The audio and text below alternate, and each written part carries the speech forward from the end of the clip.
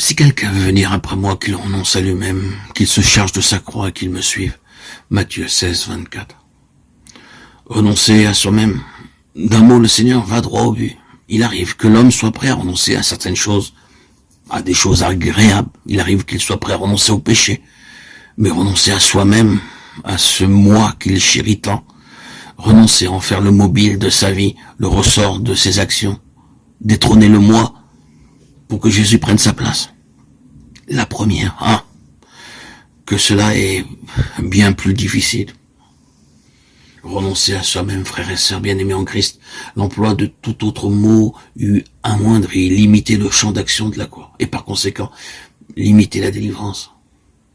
En effet, chers amis, le résultat ultime de la croix, c'est l'affranchissement de soi-même, la délivrance du moi.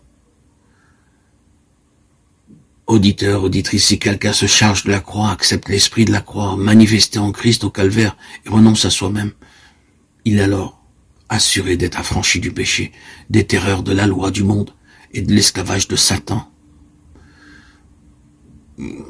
Qu'il soit 1000 fois béni cet évangile du calvaire dans sa simplicité, sa profondeur, son efficacité, sa sagesse, car le moi est bien la cause de tous les troubles, de toutes les rébellions, tous les égoïsmes, de l'orgueil et du péché.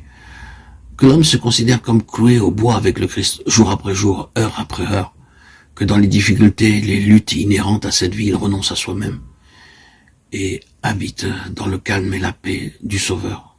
Suivant celui qui l'a précédé dans le chemin de la croix, cet homme suivra l'agneau, non seulement jusqu'au calvaire, mais jusqu'au ciel même où il partagera son trône. Y aurait-il pour les disciples un autre chemin que celui que le Christ a suivi? Évidemment non. Le Christ a pris sur la croix la place du pécheur. Quiconque veut le suivre et accepter ses enseignements doit prendre à son tour la croix de Christ. Lorsque les disciples avaient commencé à suivre Jésus de Nazareth, ils n'avaient sûrement jamais entrevu la possibilité du calvaire. Jésus les avait appelés, ils crurent qu'il était le Christ et le suivirent. En leur cœur, ils savaient que Christ avait les paroles de la vie éternelle. Ils l'entendaient, ils voyaient ses miracles, ils rêvèrent peut-être de puissance et de gloire. Mais jamais, certainement, la croix n'a paru à leurs yeux. Même lorsque Jésus leur annonça ouvertement, et ils ne comprirent pas.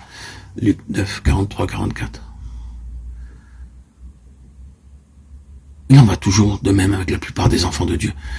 Ils n'envisagent pas la possibilité de la croix. Mais les premiers disciples ne savaient pas ce que nous savons. La tragédie du calvaire ne s'était pas encore déroulée sous leurs yeux. Ceux qui suivent un Seigneur crucifié doivent l'être à leur tour. Ici-bas, la croix. Au ciel, seulement, le trône.